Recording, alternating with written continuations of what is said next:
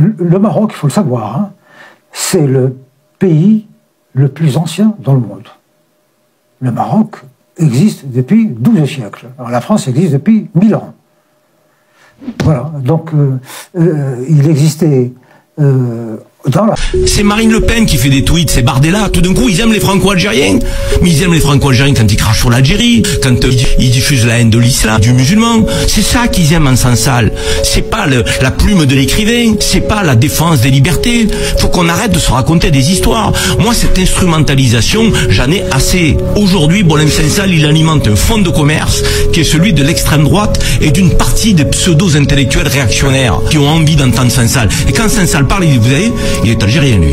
C'est lui qui dit que l'islam est pas une religion qui traite les femmes et les hommes de la même manière. C'est lui qui dit que l'islam est une religion violente. C'est lui qui dit que l'islam est le terreau du terrorisme. Comme c'est lui qui le dit, ben il faut le croire. Ouais. Donc il se sert de ce genre d'individus. Il monte au pinacle pour pouvoir critiquer plus facilement, insulter, propager une forme de haine. La France et l'Algérie ont une relation qui est inéluctable, qu'il faut créer un pont là où certains veulent lever des murs. Oui, il y a des tensions diplomatiques. Oui, il y a une histoire douloureuse. Mais notre relation est inéluctable. Notre histoire est inéluctable. Il y a 5 millions de Français d'origine algérienne en France. Et il y a énormément de Français pieds noirs, séfarades, qui ont vécu en Algérie, qui n'ont pas de haine de l'Algérie.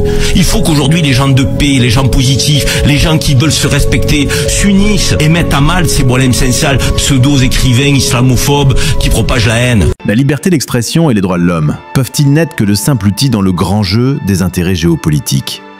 Pourquoi les grands médias français s'enflamment-ils pour défendre une personnalité controversée en Algérie, alors qu'un silence assourdissant accueille le calvaire d'un éminent militant des droits de l'homme au Maroc?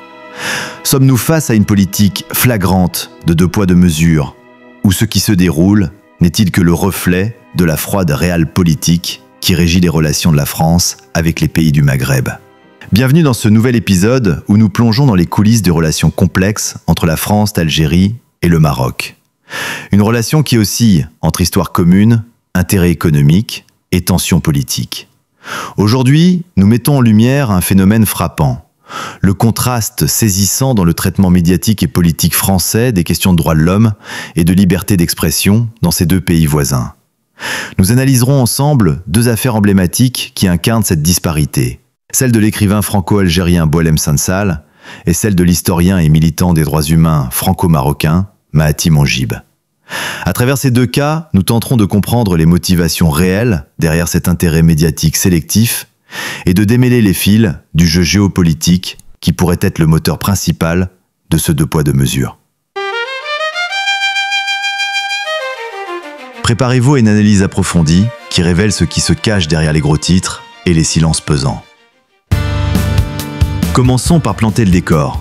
De nombreuses analyses et sources indiquent que la France mène une politique étrangère pragmatique au Maghreb. Le Maroc y est perçu comme un allié stratégique précieux, notamment dans les domaines de l'économie, de l'énergie et de la lutte contre le terrorisme. Certains rapports vont plus loin, évoquant une influence marocaine significative au sein des cercles médiatiques et politiques français, allant jusqu'à accuser Rabat d'acheter le silence ou d'orienter les éditoriaux en sa faveur.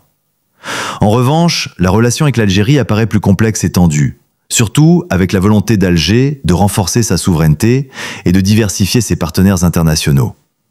Dans ce contexte, on peut se demander si la France n'utilise pas la question des droits de l'homme en Algérie comme un levier de pression ou un écran de fumée pour couvrir ses relations étroites et ses intérêts vitaux avec le Maroc, évitant ainsi de critiquer d'éventuelles dérives qui pourraient s'y produire. Venons-en maintenant au premier cas. Boualem Sansal, écrivain d'origine algérienne, récemment naturalisé français, connu pour ses romans critiques envers le pouvoir algérien et l'islam politique. Ces déclarations, qualifiées par certains d'ambiguës et controversées, ont trouvé un large écho dans les milieux de droite et d'extrême droite en France. Et c'est là que réside la contradiction stupéfiante. Malgré sa nationalité française, son long parcours militant, son état de santé alarmant et les appels des organisations internationales de défense des droits humains, l'affaire Mahaty Monjib ne bénéficie que d'une couverture médiatique marginale, voire inexistante dans les grands médias français. Silence quasi total des cercles officiels et politiques à Paris. Pas de condamnation véhémente, pas de vaste campagne de soutien, pas d'intervention présidentielle. Monjib est laissé seul face à son sort, devenant la victime silencieuse, abandonnée par le pays des droits de l'homme. Ce silence français soulève de profondes questions sur la crédibilité de l'engagement de la France envers les valeurs de liberté d'expression et de droits de l'homme lorsque celle-ci entre en conflit avec ses intérêts stratégiques auprès de l'allié marocain. Ce contraste flagrant dans le traitement nous amène à nous interroger sérieusement. La France aborde-t-elle les droits de l'homme et la liberté d'expression avec une géométrie variable ? Ces principes sont-ils utilisés comme des outils de pression contre certains pays, tandis que l'on ferme les yeux sur d'éventuelles violations dans d'autres États considérés comme alliés ?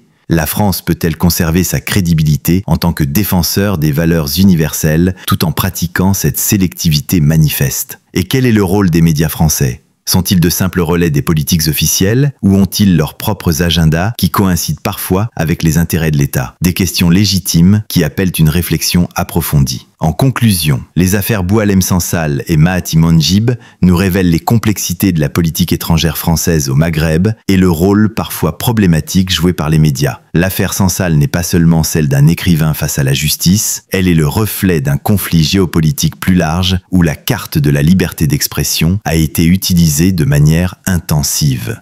En contrepartie, le silence assourdissant autour de l'affaire Mandjib représente l'autre facette de cette politique, où les intérêts stratégiques et les alliances semblent primer sur les principes affichés.